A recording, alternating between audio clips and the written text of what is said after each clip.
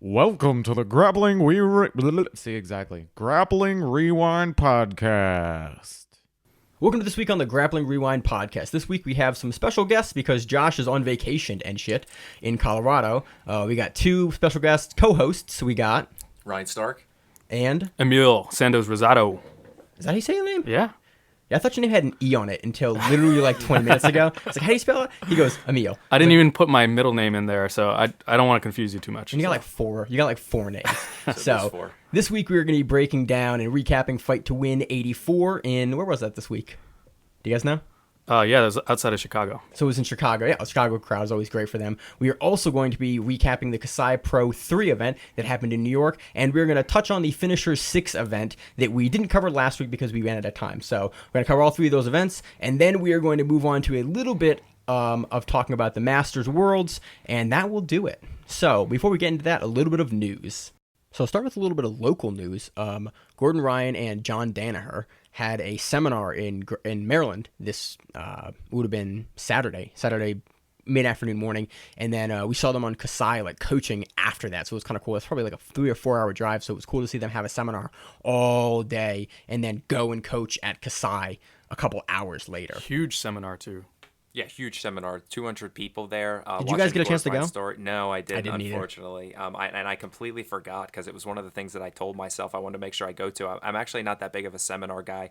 I think it's hard to pick up techniques from very high-level people quickly.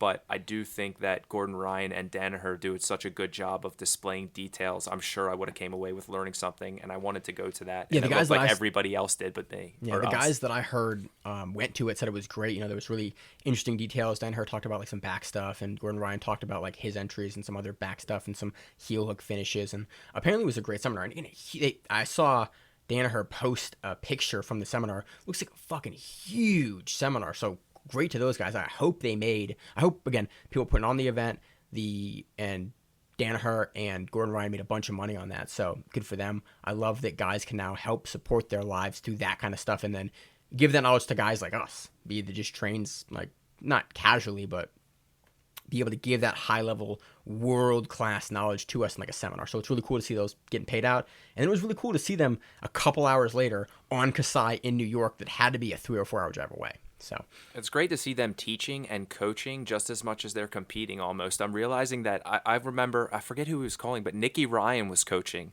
for somebody. Yep. I forget who I saw that, but I saw him in the back leaning over the mat yelling. Out of all the people who could have been there, like Nicky Ryan was coaching. Just goes to show how much they really know. Oh yeah, and one of those things where it's like, oh, he's only 17. It's like, dude, I would let that kid coach me any day of the week. Because why? Because he will whoop my ass because he has a much better understanding of jiu-jitsu than I do. So I've seen him tool too many people to think that he doesn't know what he's talking about. Dude, Josh tells a story on the podcast, like on an earlier episode, about how when Gary Tonin came into the seminar at Baltimore BJJ a couple years ago, he'd gotten a text from, I think, Gordon, that Nicky had broken an adult male's foot in a tournament that day. And Nicky, I think, was like 13 at the time. Like, he was competing against adults and broken a male's foot in half. You're like, Jesus Christ. You can watch some crazy older videos about Nicky Ryan when he was heavier. You see super skinny Gordon and like an old, just like somebody's recording it on a phone. I think they both pulled in like $250 for an absolute tournament or something. It was really small, but you get to see Nicky Ryan start working his leg lock game, and he just grabs onto these big dudes and just starts ripping their leg across, and he's so much smaller, but he's still controlling the whole time. Yeah, so that's great. So love to see that. On to some other news. So leading off news, Dylan Danis, or as Josh calls him, Dylan Danis, got into it with Kevin Lee this week in a $100,000 grappling match. What do you guys think about that? First off, I have no idea where that money's coming from, but allegedly Kevin Lee said that he tooled Dylan in training, and Dylan took offense to that and decided to challenge him via the internet, of course. I don't know what the highest purse I've ever seen for a professional grappling match is. Like, personally, like, I don't think ADCC champions win $100K. Yeah, I'm pretty amazed when people throw out $10K, and because you know that winning a tournament sometimes gives you $500 or $2,500. EBI is $25K, and when that first came out for EBI, it was like, holy shit, $25K if you submit everyone to regulation. Yeah. And these guys are like $100,000 for one round. You're like, holy shit, like UFC pays well apparently. Apparently Bellator is putting up that money for Danis. I guess so. I can't imagine. I have no idea. Yeah. In other news, Palhares looks like a supervillain. Yeah, no, I'm very curious to see what his gear regimen is because it's freaking absurd. So they apparently had moved this match, the match between Craig Jones and Rousimar Palhares, that we're going to talk about on Kasai Pro 3 when we get into that section in a little bit here. And Palhares weighed in above the limit for 85, so they switched that to an open weight bout. So I actually didn't get a chance to completely watch all the ceremonial weigh-ins. They posted it, I think, on Facebook. Might have been on Twitter, some other platform. They posted, I missed what he weighed in at. Also, Dorino missed weight. 218, I believe. 218? Yeah. So that's what Palhares weighed? Yeah. Jesus Christ. Yeah. He used to fight at 170. Yep. He's now up at I think 205 or 185, but still looked gigantic, and the haircut didn't help at all. No, it didn't. So you guys got any other news? Any things you want to talk about? That's it. All right. One other thing I got, I think we saw it come up across Devontae Jones, Bones, finally got his black belt. Josh and I were talking about this a little while ago. He's been just doing great. I think he won the Worlds this year at brown belt, and now he's a black belt. So congrats to him. It'll be exciting to see how he matches up against a lot of the black belt competitors. I think Emil, who was saying he has a school now? Ryan was saying that. Yeah, I believe he has a school in New Jersey, and I'm pretty sure he has a pretty decent competition team going. I would see him assume running if you're his kids. Devontae Jones. I watch him on it, just following his Instagram and seeing how it's building. It's got to be tough to do that, especially as a younger belt, owning a school and coming up. It'll be exciting to see him come through in black belt and how he dominates people the same way he has been. I've been watching him since purple, so I'm excited to see him go to black belt. We all know the jump from brown to black is, it's completely different. Yeah, so. exactly. Yeah, I'm excited. There's so many really, really good matchups now that they can put him against that I'm really excited about. We saw a little bit of that at the Iron Brown with Copodia, but now he's a legit black belt. There's so many other people we can see him against in IBJJF and in other super fights because they'll put him against black belt guys now, even though he's kind of been on that level for, what do you think, a couple 2 years now? I'd say he's been high level brown belt for a while now, so that's exciting. That pretty much does it for news. Not a whole lot really. Kasai dominated the news cycle this week, so let's get into that. So on to the results for Kasai Pro 3. This event had a 170-pound tournament event, 8-man bracket on each side, and because Josh is not here, I have to butcher the names this week. In the first round, we had PJ Barch defeating Vitor Silviero via points 2-0. And so basically, we had 3 rounds, and then it was a round-robin format, so you're going to see the same guy's names a couple times, and then the person who has the most amount of points, and that's basically win via draw, via submission, or loss. Basically, you get different amount of points for each one of those outcomes for your match. The person with the most amount of points goes on to the round 3, or goes on to the third place final match. And if that made any sense, just look it up. So the second match, Hanato Canuto defeats Jason Rao via points 11-0. On the third match, we had Vagner Rocha defeating Masahiro Iwasaki via heel hook. And looks like Vagner had this one for a little bit, and then kind of didn't crank it, and then Iwasaki adjusted. Vagner was like, oh cool, and just cranked the shit out of his leg. Yeah, it was weird. He was they were just in their regular stand-up kind of pushing on each other, and then randomly Vagner just drops down into a heel hook and then just decides just slam it on. And it seemed like dude had no idea how to get out, unfortunately. Dude, Iwasaki's good too, which is the crazy thing, because he looked like he didn't look like he didn't know how to get out. He just looked like one full step behind Vagner, and like he paused and was surprised by it. Yeah. Which is, I just didn't see him turning or pushing on a knee or anything. It was bizarre because it was a pretty straightforward outside heel hook, right? And then he had his foot buried underneath Vagner for a second, and just looked lost. Yeah. And he had time. He had those seconds to hand fight, do something, try to come up. Bend his leg a little bit, anything, and just almost it looked like he just kind of gave up. And the commentary staff was talking about him being injured after this, and he looked fine the rest of the event. He didn't look like that. He didn't look like he had tapped late. It looked like he got cranked a little bit, but I didn't see him limping on the mat and getting off. It didn't look like a bad heel hook. It looked like, okay, tapped a little late on a heel hook, but no damage was done. So Vagner Rocha gets it done. Yep. Only person in the round 1 in the first round that actually gets a submission. So the final match of this first round, Mateus Lutz, who was the qualifier for Kasai Pro, he's a brown belt still, defeated Marcin Held via points 10-0. I want to talk a little bit about Held, not necessarily in this match, but he did not look nearly as dominant in this match, in this tournament as we've seen him in the past. I think we most recently saw him at Polaris, Quintet. I think we saw him after that as well. And him and Craig Jones were just super dominant through that tournament. We just didn't see the same performance from him in this event as we have in the past, and I'm not sure exactly why. I'm not sure if he's done some more stuff in MMA recently, or exactly why, but it was not the performance I was expecting from him. I had him as one of the front runners to win this if Vagner didn't win it. Or him, Canuto, or Vagner is who I thought would take this event. And it was he just had interesting performances. So moving on to round 2, we had Jason Rao defeating Vitor Silveiro via inside heel hook. We had Renato Canuto defeating PJ Barch 1-0. There was some controversy in this match. Yeah, I remember I was mentioning to you earlier a little bit before. It seemed like with people coming back for their second match, not everybody was technically taking a match off, but moving a little slower. So it's funny that it jumps from like 11 points, 10 points. People are like really moving around. Then right to round 2, it's you think everyone got tired, like a little more tired, or kind of like just pace them? They pace themselves not to blow themselves out for the final, for the third round. Yeah. Except for Vagner, who's just straight up mugging people the whole time. I think it's both. I have to imagine it's both. And you think when like Canuto comes out in round 1 and does a backflip pass, that he can't keep doing that every single match, and the wild stuff he does has to make him run out of energy at some point. So I don't know if he just needs a little time to recover and he just went out too fast, or if he was saving his round for the saving it for the third round. I gotta say, I do love the round robin format. I think, when you're looking at tournaments, single elimination, sometimes you get caught, you make a mistake, something like that. So it is great that people have the opportunity to make up for that later on, right? Yeah, I do like these because sometimes you can see like a potentially really good matchup, and then you're just like, oh, cool, I'm not gonna see it. It's like, fuck, I gotta wait for another organization to put this on. Yes. Kasai, and the way Kasai does this, the way that I always say Quintet, the way that Podia does it, and there's another organization that does it the same way.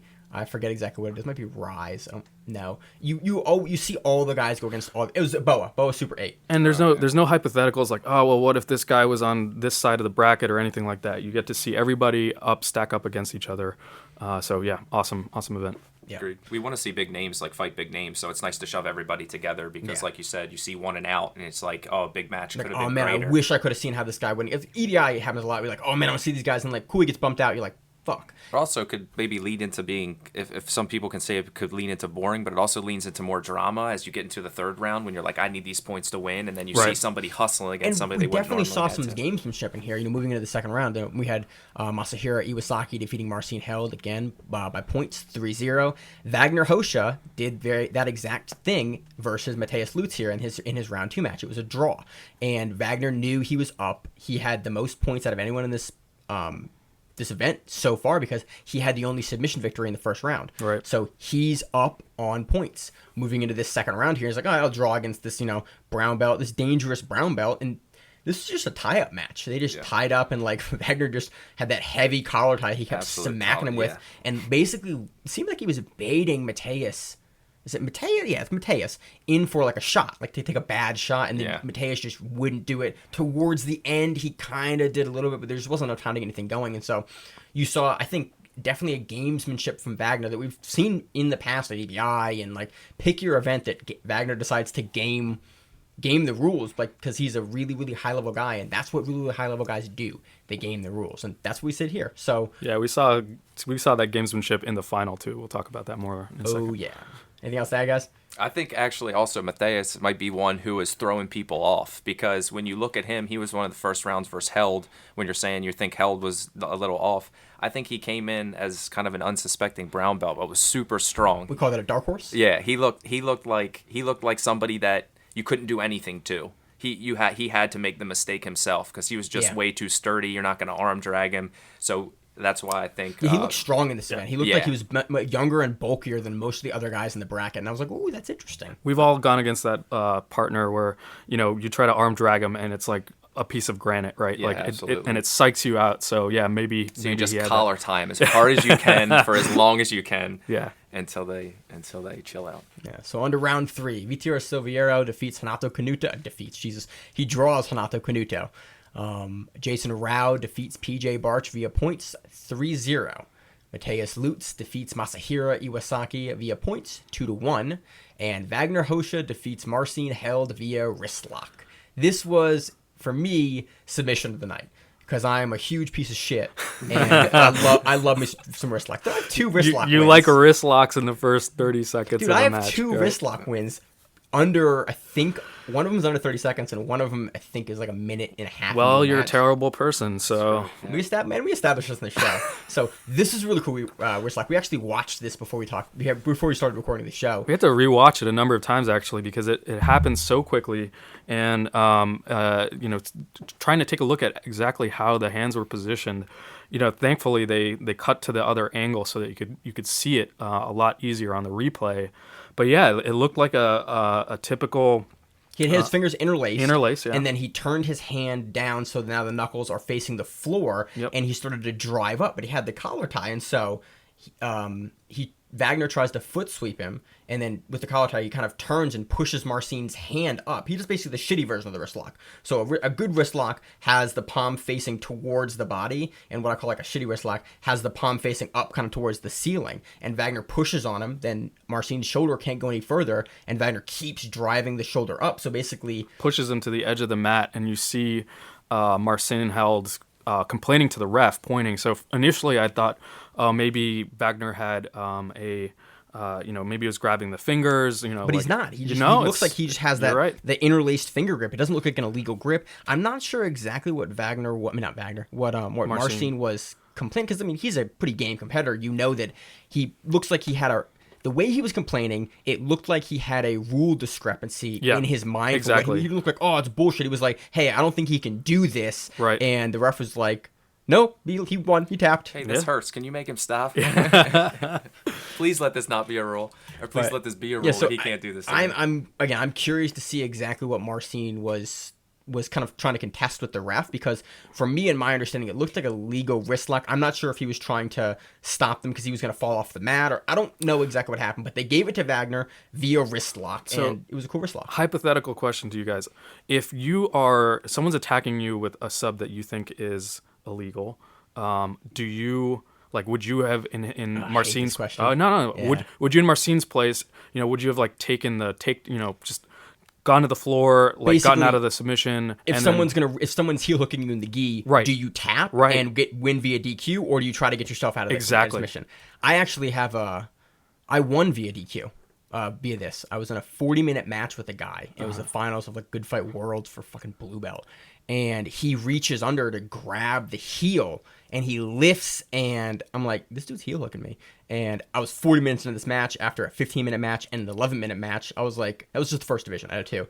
And I was like, he's trying to heel hook me. And the ref was like, looks and goes, I'm not trying to drag the foot. And the ref's like, that's a heel hook.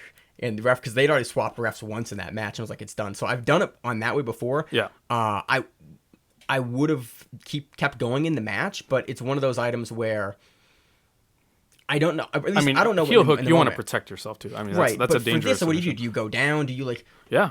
You don't yell or you don't tap, obviously, because they're gonna call the match like they did here. What do you do, Ryan? Well, also in this case, they're actually, in my opinion, they're professional grapplers, so they have to know the rules of what's going on in this event. So Dude, you'd be surprised how often guys don't know the rules. I was going to say too, there's also 10, 20 events or something that people are doing. Maybe every weekend they're flying somewhere new, so they're resting, trying to look at the rule book on the way, possibly learning while they're cutting weight and stuff. So it's you're sort of paying attention, but you kind of, it's up to you to know, especially if you're going for money. If this is your livelihood, you have to know.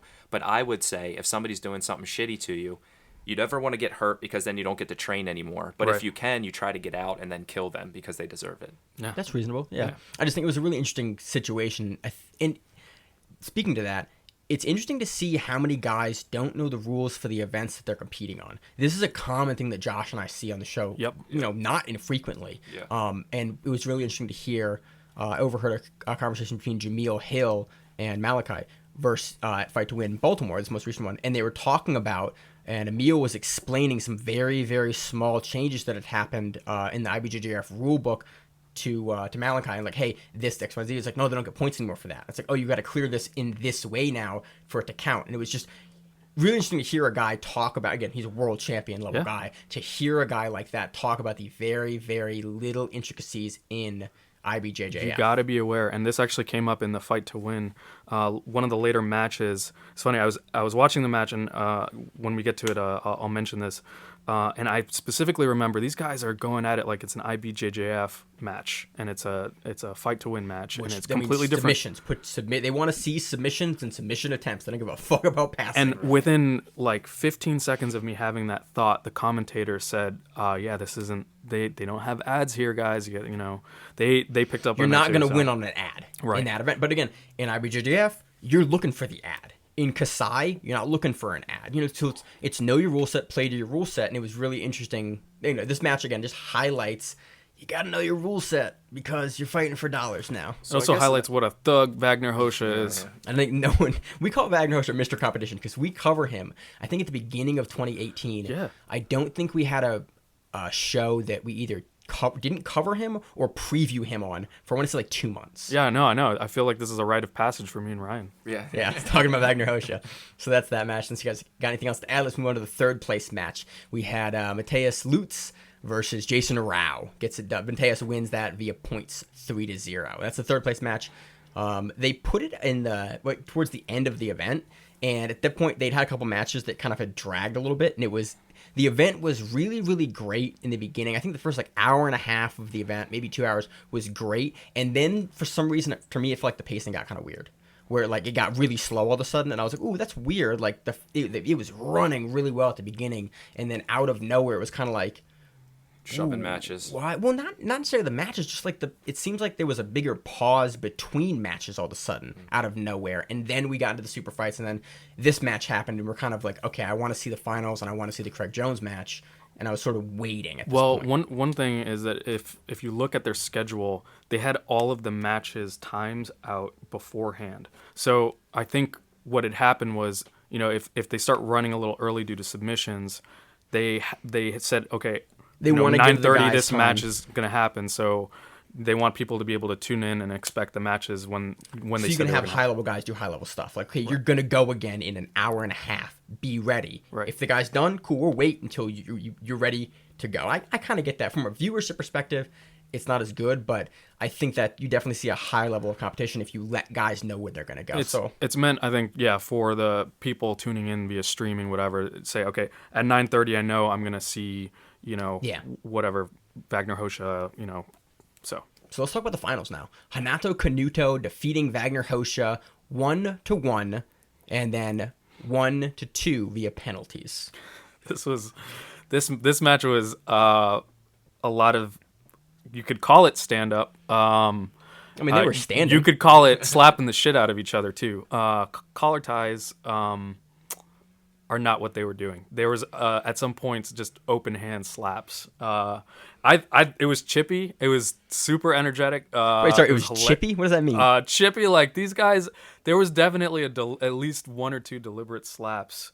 It looked like they're egging each other on again for maybe try to get the person to commit to a really bad Vagner shot. has a combat jiu-jitsu match coming up for XFN, I think, Hey. in like the end of August or September. Know your rule set. This is not. They didn't call him on it though. No, that's true. Like, they were getting penalties, so Not for the slapping, for the inactivity. All right. Apparently, you can slap the shit out of someone in Kasai, and they're Don't be like. boring. But again, like a lot of those guys.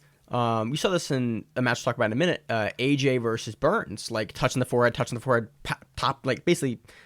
Burns almost jabbed AJ in the face at one point with like an open hand strike, and I was like, "Huh, they're not calling him on it." Yeah, that's because it's perfectly legal to slam AJ in the face. Jesus, man, everyone hates AJ.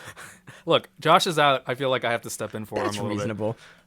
Great commentator though. God damn, he's good. So that was that match. It was definitely a little slower, but again, I was actually kind of not impressed isn't the right word. I cannot think of the word I'm thinking of. I thought Vagner was going to take this. I was surprised to see Canuto take this. He is now the champion at 55 and at 70. Yeah, I thought Vagner would I just thought Vagner would be meaner and stronger and would just and that's what I push him thought a little too. bit more and not allow anything to happen to him and then maybe take the points. I last thought second or Vagner would push the pace control here. something, yeah. Canuto was matching him step for step in terms of energy and aggressiveness. Yeah, he's so slick. Yeah, He's I mean, really, Canuto's really a really good grappler. Yeah. And aggressive too. He wasn't very good overall. Yeah. Yeah. So yeah, that's the final. Canuto is now your champion. Vagner takes second, and Mateus Lutz takes third for the 170 bracket. Go back and watch some of these matches. For sure, go back and watch the wrist lock that Vagner hit on Marcin Held, because it was cool. You don't see a wrist lock like that very common at a black belt level, so it's cool. So on to the super fights. Where do you guys want to start with super fights? Want to start with Calestines and Grippo? Yeah, of course. right. And this match, interesting tiny bit of history between these two, in that Calestines active at Renzo's in the Danaher squad. Grippo, of course, used to train at Renzo's up until I think around 2013 or something. He moved over to Marcelo Garcia's.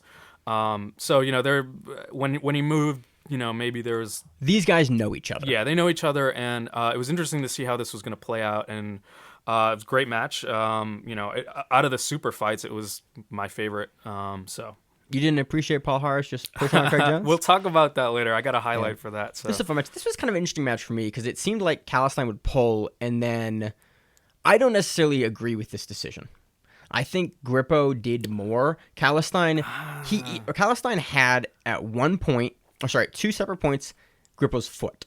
More than twice. Okay, he was still, I think, at least in my opinion, he was at least a full position away from being able to attack a sub. Like, he had a position that could lead to a submission later in that series, but at no point did he have a submission. I agree. It was not locked in. I think Grippo almost hit in the back a couple times. Grippo. So, what do you think? What do you think? So here's the thing, right? So it started off with Calestines doing a lot of reverse De La Riva, Grippo spamming the knee cut pass. I mean, he was just that was really all he was going myopic. For. It was so crazy. Was like, I was like, all right, hey, I get it. Like, when you're doing competition level jiu-jitsu, professional jiu-jitsu, you have to just wait for your opponent to make a mistake sometime. But then at some point you got to switch it a little bit. It's a 15-minute match, and and he probably tried to knee cut for 7 It or. wasn't even controlled. He was just throwing it. He was throwing it. Was just it. like, I hope I pass this guy's guard by throwing this. And Calestines has those super flexible legs. You're just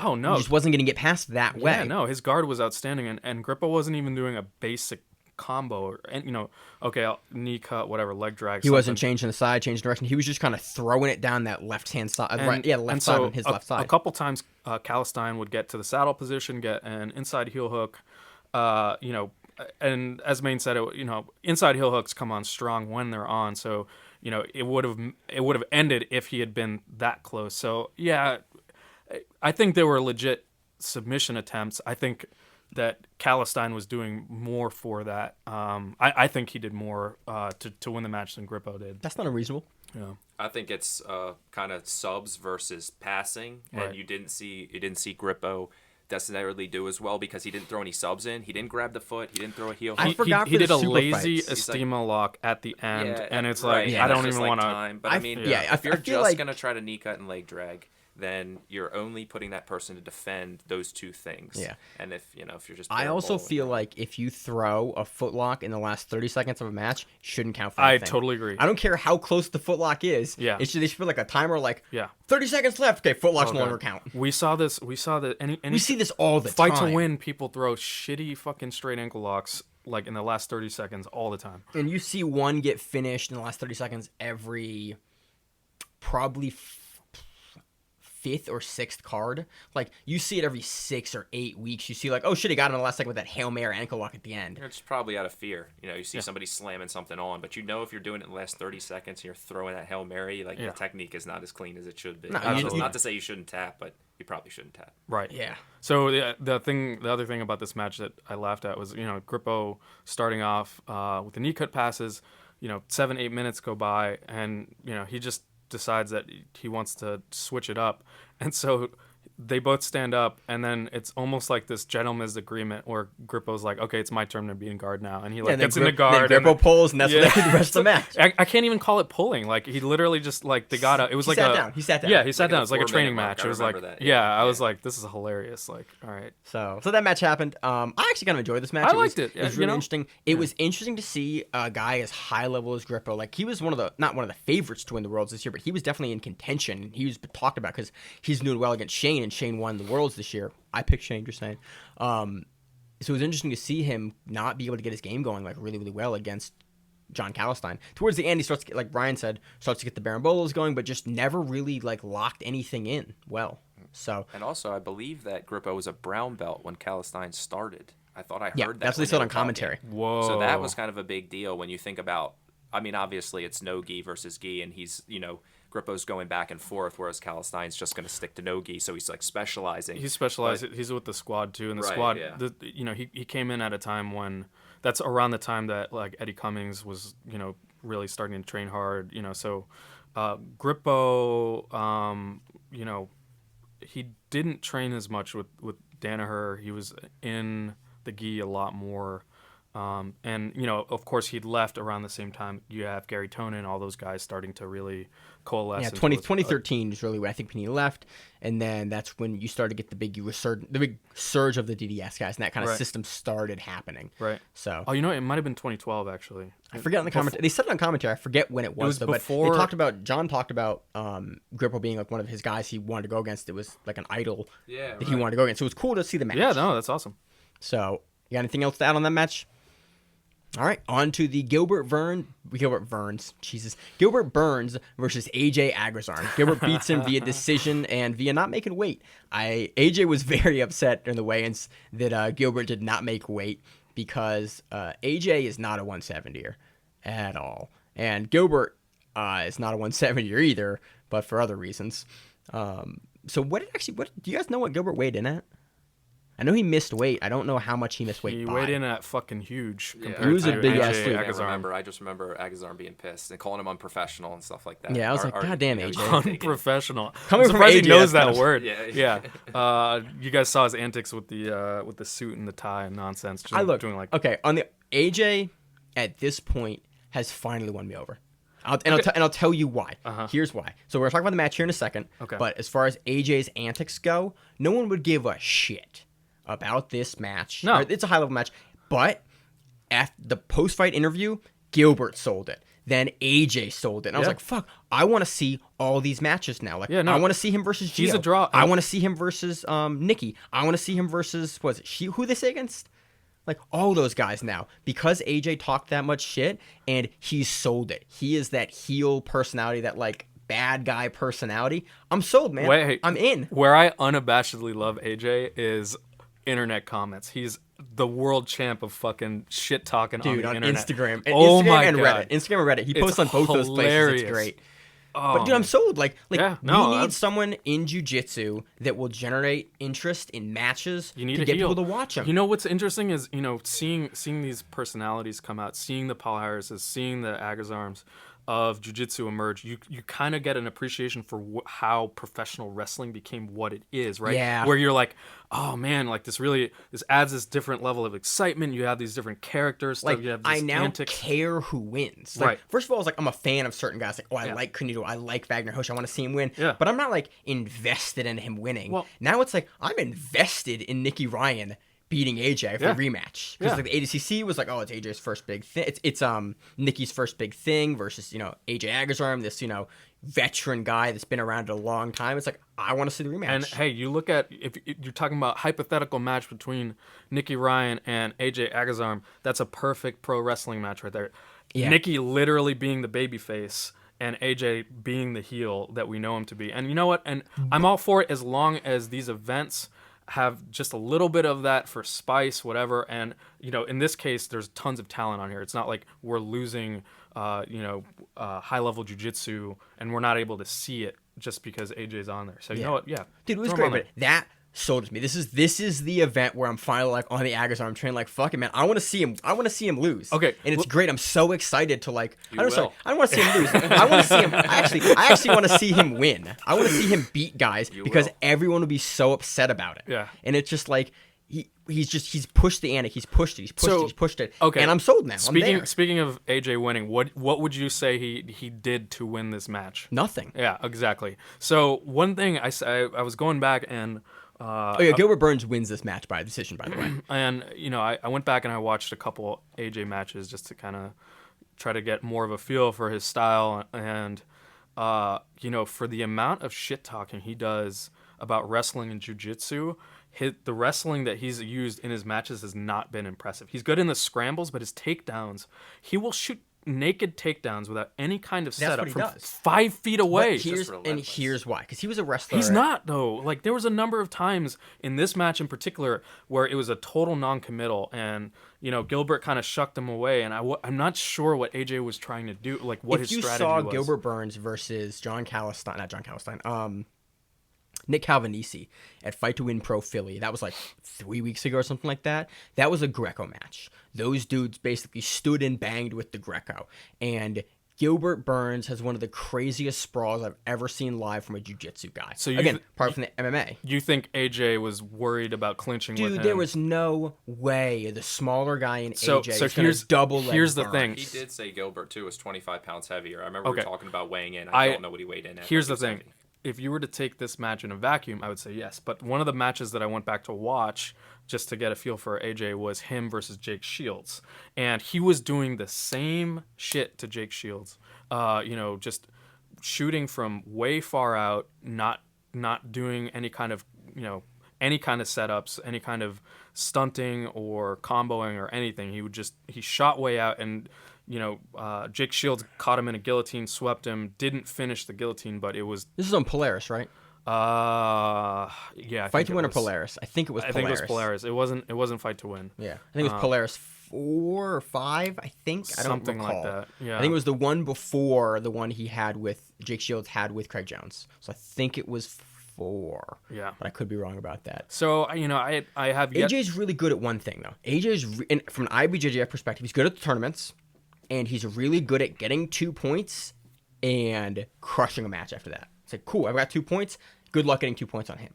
Like, that's what he's really, really, really good at. And Gilbert's really good at being huge and sprawling to not let you get to 2. So I think that's the style matchup we had. Again, this was a late replacement match. Gilbert took the match, and I actually called it. And I was like, how the fuck is Gilbert going to make 170? And he didn't.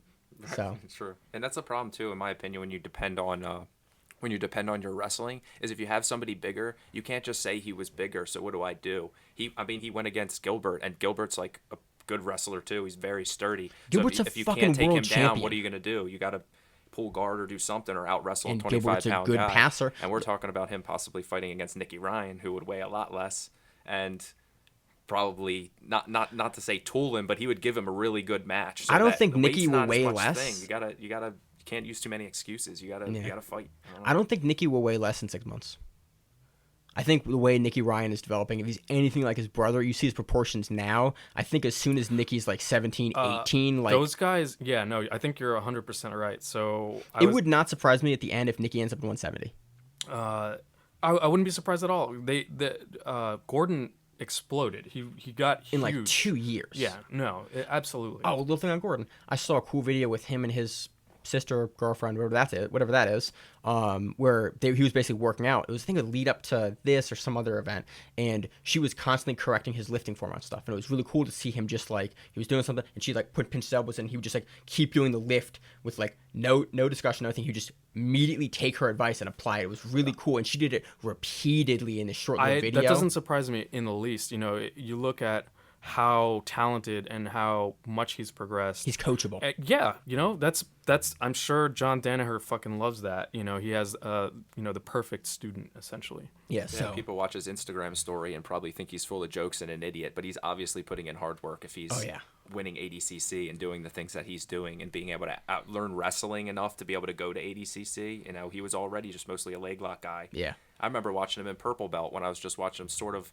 get into the leg locks and grab toe holds, and I was kind of like, who is this? And then to watch him develop to where he is now has been crazy. So the one time I saw both of the Ryan brothers at Henzo's, we were doing a private with Danaher. You trained at Henzo's, right? Yeah. So when I got started, I was at University Club that actually Danaher founded back in the day, before he was training full time at Henzo's, and then off semester, all that, I would train at the main academy. If I go back there, I like to train at the main academy.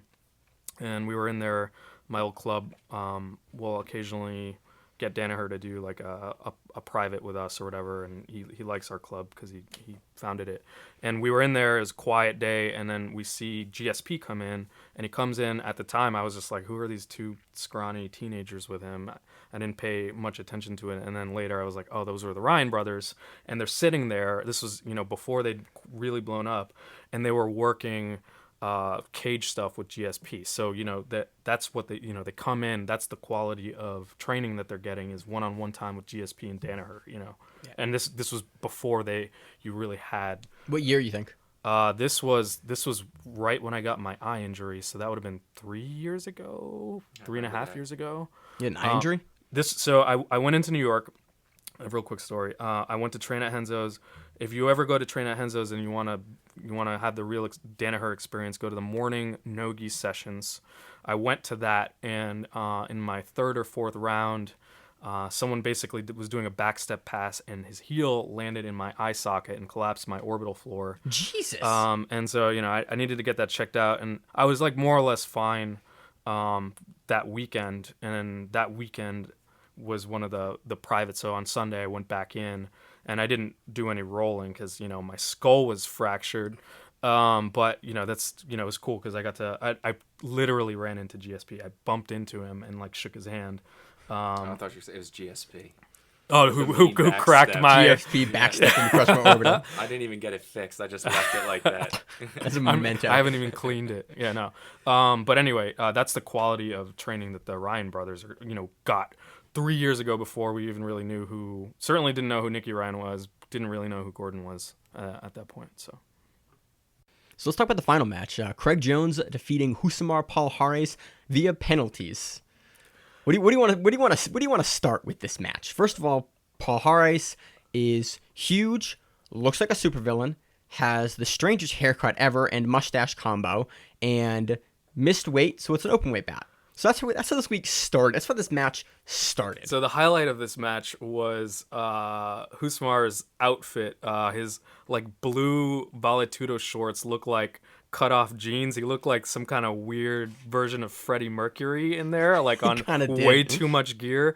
And it was, I mean, I don't know if you noticed, but it looked like his rash guard was cut because his biceps were too fucking huge. Oh, I thought it was a short sleeve rash guard. No, if you looked at it, it was sleeveless, yes, in that regard, but it looked like he had actually cut them off. Holy shit. I think they just fell off when he put the shirt on, is what happened. He just sank to the floor. He just flexed them off. Oh, at least it's no-gi. Brazilian Hulk, man. It's unbelievable. So this match was not the most exciting match I have seen before. It's 15 minutes of butterfly guard. That's it. That's what happened. Pretty much. And then 2-on-1s. I just summarized it. Yeah, that's And almost passing on your knees. That's kind of what Not happened. even almost. Take out the almost. Just leave the passing on your, trying to pass on your knees and pushing on his shoulder so that he doesn't get the underhook. And, I got to say, when these things happen, every time we have these, like, weird, stally matches, yeah, okay, it looked like, Craig was trying to work his game, whatever. I don't think it's 100% on Rousimar. Like, I think you gotta have a plan B. You gotta change your game. I think both guys, plan B. 10 minutes in, needed to change their game plan, and neither guy did. And it was like, yo, come on, like, do a submission or some shit. Like, I go back, whenever I'm trying to get someone into professional submission grappling, I'm like, hey, like, I'm gonna watch this event. I'm gonna cover this event for our show. Like, oh, what do you do? Okay. The match I always point them to watch is Rousimar Palhares versus Gary Tonin. Yeah, that match was banging. It's one of the best submission grappling matches ever. Yep. And I always get excited to see Palhares compete. And so this match was super disappointing for that because I expected, like, give me a tenth of that Tonin match. It'd be an amazing match. It was especially painful for me because I went back and specifically watched that match because, you're trying to figure out, I like to speculate who's going to win here.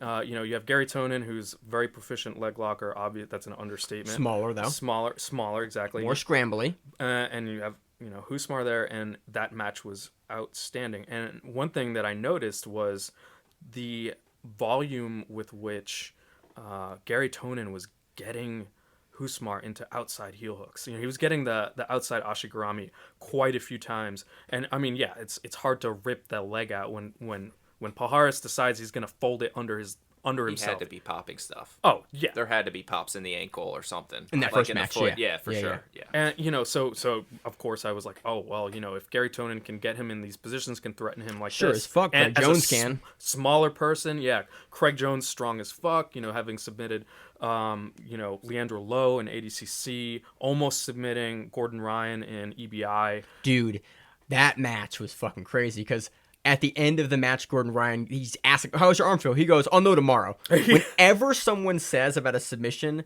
like, unless the answer is either it's hurt or it's not hurt, okay? Right. If the answer is, I'll know tomorrow, it's hurt. Oh yeah, Like, no one's ever going like, I'll know tomorrow. Like, you know now. He absolutely had him dead to rights. And so, you know, going back and watching Craig Jones matches, you know, he sets up inside heel hooks like it's impossible to stop him from getting to the saddle position. And so, and that's such a powerful submission. I figured this would have been over. You figured he would in the get first there few once. minutes, and not at all. Not once. So it was a little frustrating to watch for sure. So that doesn't. You have anything else to add, Ryan, about the match? I don't know. I go back and forth with, I guess, whose fault it is. Like, I would never stand with Palhares. I would never wrestle with him ever.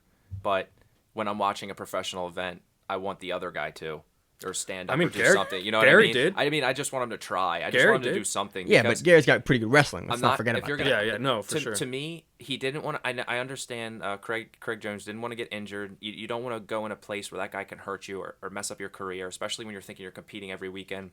But when you're doing those professional events and you're sitting there doing the one butterfly guard that the guy won't engage with, then it comes to be, well, you're doing one guard and he's doing one pass, and then either of you aren't doing something. So Yeah. whose fault is it? And I think No, that was- I think it's 50-50 Yeah. for sure. I think that was all the super fight matches were kind of like this. Like, you saw two guys in each match that were unwilling to change their game plan for what the guy was going to do. Yep. And I think the most fun matches are when guys go, oh, fuck, this isn't working. We're 8 minutes in. I better try some new shit. But he was chasing him. He was. Oh, no, yeah. There was times when he would stand up and walk around, and he- like he that, was. that at that point, then it's Palhares' fault. Like Yeah. you Yeah, no, I can't agree. scoot towards When him you're faster walking or away stand the up and guy- run and shoot. Yeah, Yeah. I just wanted a little bit of more versatility from Craig Jones. Something. But, you know, Yeah. he's still an amazing competitor. And, you know, if I see either of their names, I'm going to be watching. Oh, yeah, you'd be dumb not to. Yeah. So, overall thoughts on the event. I thought the commentary was really good, by the way. We always like to touch on the commentary on this show. I like the commentary. Very good. Knew the competitors, knew the histories behind them, knew their games, knew what they were going to do. Very, very pleased with how the event ran, with the commentaries, with the announcers. With my stream was pretty good. Ryan had a problem with his stream where he actually couldn't watch the last 2 or 3 matches, because his stream, like, cut out. Yeah, I can't remember exactly whenever I texted you, whatever super fight it was right after that. I think it was actually Calestines, so it was kind of early, and I was like hustling at like 10:30 or somewhere. Yeah, close because to you tried 11 on your o'clock. phone, you tried on the computer. You gave me all those text suggestions that I know nothing about, and I was like, oh, let me try that real quick. And unfortunately, none of it worked. When I was trying it on different devices, I just figured it had to be the stream or had to be my account. But unfortunately, I just had to wait to do watch the replays the next day. Replays are up. Yep. To be fair, I do want to say absolutely great job, Flow Grappling, having this event up, having all of the specific matches linked to, having Fight to Win up as well the next day. Yeah. It made it so awesome to kind of like do the wake up, have morning coffee, watch some matches, watch some jiu-jitsu. Yeah, I gave these guys some homework this week. I was like, hey, we got to watch this event, and this event And for doing the show. As a cat, you know, you're gonna have the hardcore, live, breathe, die jiu-jitsu guys who will tune in, who come in on a Friday and a Saturday and watch it. Yeah, exactly. Man, I'm looking at you. You know, 90% of the other people like myself who watches it a little bit more casually would love to have that option of, you know, watching it in the morning, but also keeping it, current and not, you know, having to wait like a week or something. So great job, Flow Grappling, having both events up the morning after. Yeah, definitely some fun matches to watch. Go back and watch it. Love Kasai Pro 3. Excited to see who we see on Kasai Pro 4. Some great undercard matches too, by the way. Flow Grappling is Flow Grappling now has up a bunch of the undercard matches. They were not up until a little bit ago, or at least I didn't find them until a little bit ago this afternoon. I'm going to touch about those next week. There's some really cool matchups, but I have not got a chance to watch all of them. I've watched a few of them, but not enough to take full notes and actually recap them all. And a couple of guys too that were on Kasai Pro 3 on finishers sub 6 as well. So we saw Nick Ronan and was Ashley Williams as well. Yeah. So yeah, great event. So on to the recap of Fight to Win. I always want to say Fight to Win Pro.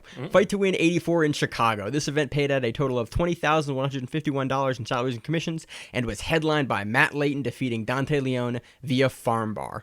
I think that should say armbar. Probably. This match was interesting. It was also submission of the night for the black belts. Well, I can see why. It came out of nowhere. This match was obviously two extremely high-level guys. There's a lot of kind of, back and forth guard work. Matt Leighton's guard work. This match can be characterized by Matt Leighton getting the guard. One thing you see Matt Leighton do a lot that, again, was super present in this match is you see him get on his right-hand shoulder and pummel his left leg onto the opposite shoulder of his opponent. So well. On top. Does it repeatedly. Just repeatedly gorgeous. Goes into lasso and loops the arm and pushes the opponent's right shoulder away with his left foot repeatedly, and you just cannot get your shoulder past this frame. And you've seen more and more high-level guys do it, but I think Matt Leighton is the best example of guys that can just regard that top foot to push on the shoulder. And Dante Leon has a super hard time the entire match getting through this. So this was the match I referenced earlier where the commentator said there are no advantages here. This is submission only. So this is one of those cases where it's like, do you guys really know the rule sets here? Or are you guys kind of going by instinct? And then you see Matt Leighton all the time on and Fight to then Win. That thought got completely thrown out with this flash armbar. It was awesome. Yeah, the setup was really cool. Matt Leighton just comes up, bop, grabs it, throws. How did he actually hit this off of? I had to watch it a couple times, and it was I think it was off of a sweep. He sweeps him over, and then he readjusts his hips and legs in the middle of the sweep to put his legs up just a standard lay down armbar, and just extends up and gets the tap. And you're super holy deep. Shit! Super, and it was late in the match too. I want to say it was 30 seconds left. It was the match was almost over, sure. and it was this is gonna be a tough decision, and then boom. Pulls out the armbar, beautiful technique, in transition, lays him down, and gets Dante on. Dante was a high-level guy. We saw him against Vagner a little bit ago get subbed by Vagner, but Wagner's no fucking joke. And it was in Miami, too, and I would not put anyone against Wagner in Miami. I expect it to go well for them. So that was a good match. Go back and watch this match, particularly for Matt Leighton's regarding ability. He is one of the best guys in the world at that, which is, again, why he's so highly ranked in UAE JJF.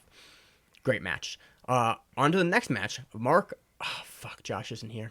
Vives. Is it Vives? I can't remember. God damn it. I literally spoke to the man in Baltimore and asked him how to pronounce his name. Oh, this is what we'll do. I will say Vives. I think it's Mark Vives. If there's a problem with that, you can say Emil told me to say Vives. I'm so sorry, Mr. Vives. Defeats Jeff Umel via decision. This was kind of funny. We spoke to Mark in Maryland, and he said, yeah, it's really hard for me to get matches now because I've competed against everyone in Chicago. He was outstanding. This is the first of his matches that I've watched, and he had an amazing foot sweep, and he actually set up this choke that I asked you guys about earlier, where it's the far side lapel when you're on the top. He actually set it up from mount. It was unusual. So he had from mount, he passes the lapel behind the head there, and then he switches over to side control to try to spin around and get the tap. And so we had some debate about what this choke is actually called, and I learned it as a saucier choke. Because there's a dude up in Maine who used to train with Matt Saucier. He actually is one of the correspondents for the show that helps us out with a lot of back end stuff and note taking and just some knows sports jiu-jitsu, and he helps us out with the show occasionally. And so I learned this choke. He was one of the few guys in the gym that did this and would hit black belts and brown belts with it repeatedly as a blue belt.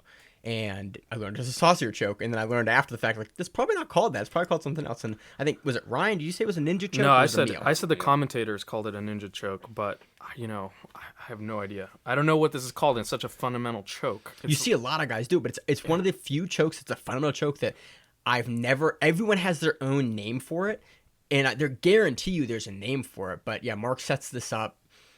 Yeah, he didn't get the tap there, but great dominant match for Mark overall. And this was one of those matches where Mark was super. There was no question in my mind that Mark was going to get the decision on this. At the end, Jeff he did the thing that we were talking about, where it's spamming lame ankle locks in the last 30 seconds. And yeah, good luck in Vivos with that. Exactly.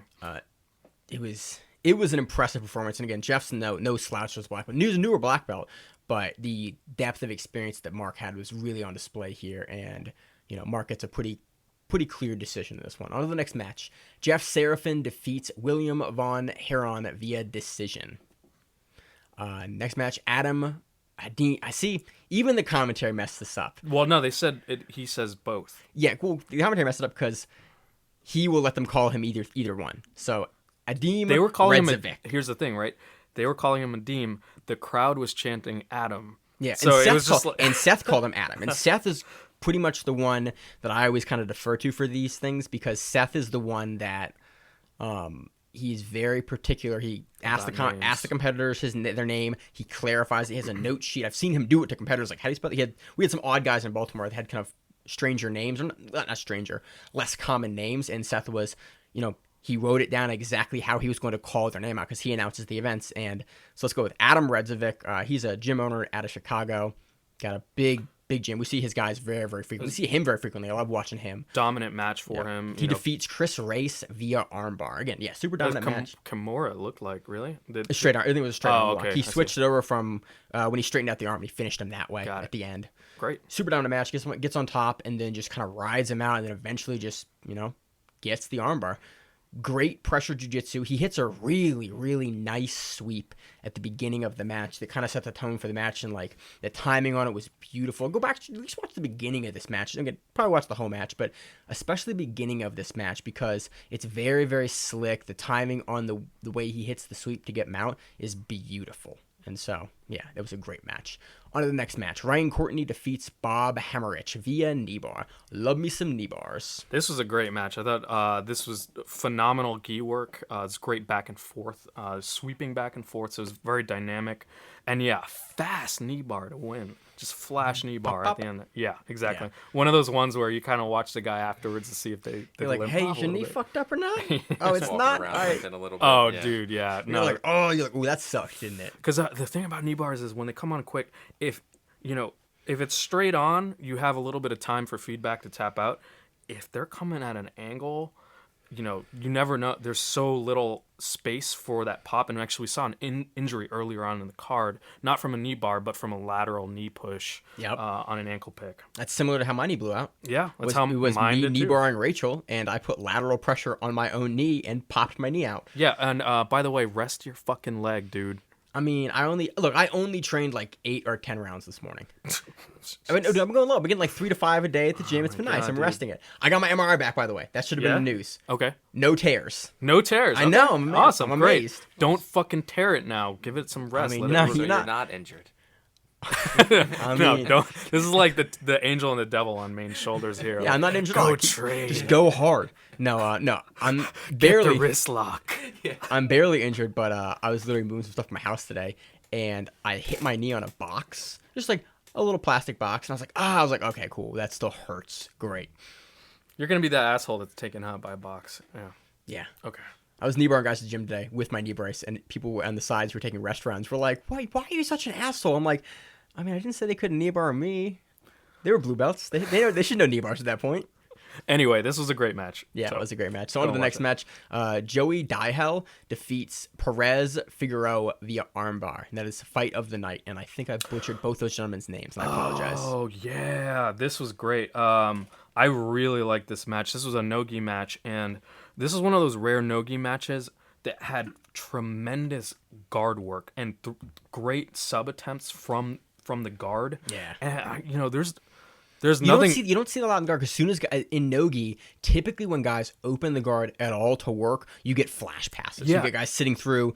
You didn't get a ton of that in this match. You got really good fundamental guard work, and you just don't, especially at a black belt level, you just don't see that as frequently anymore.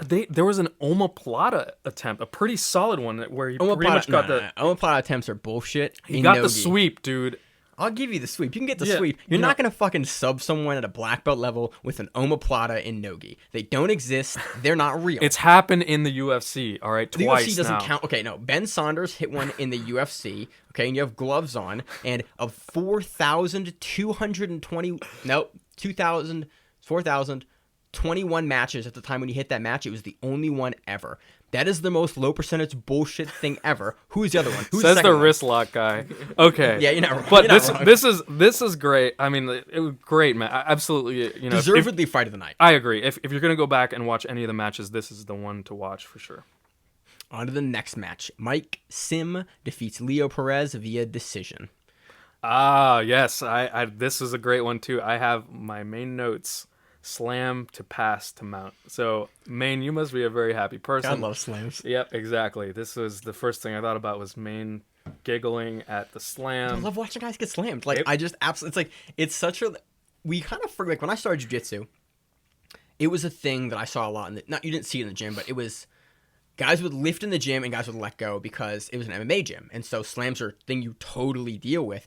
And then I moved over to more jiu-jitsu gyms, and you saw, like, there was no slams. Like, guys didn't lift guys up. There was just, you didn't see it. And it was gone for a couple years. And then Fight to Win comes around, and you see guys in, like, sport jiu-jitsu now respecting the slam, and, like, guys lift now. I think it's so valuable, it is. Now, granted, there's a whole argument about, okay, how close are we going to go to fighting, MMA, whatever. We're a sport, we're jiu-jitsu.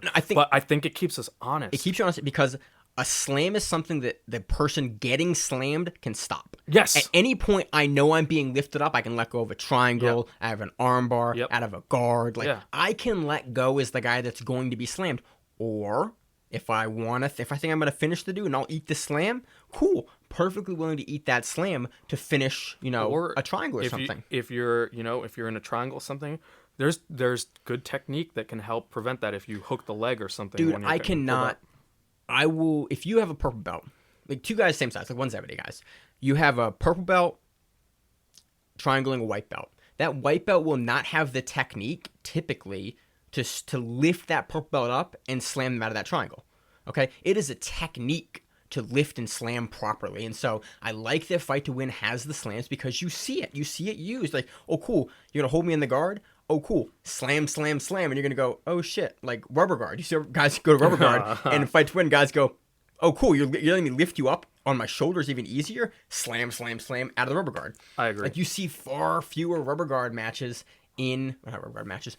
players be successful with that position in Fight to Win. Not saying it doesn't happen, because it does happen, but you see a lot of dudes willing to slam out of that position, and it's rough. Unless guys are really, really good at the rubber guard, get both legs over, that slam is there, and that will take you out of that rubber guard.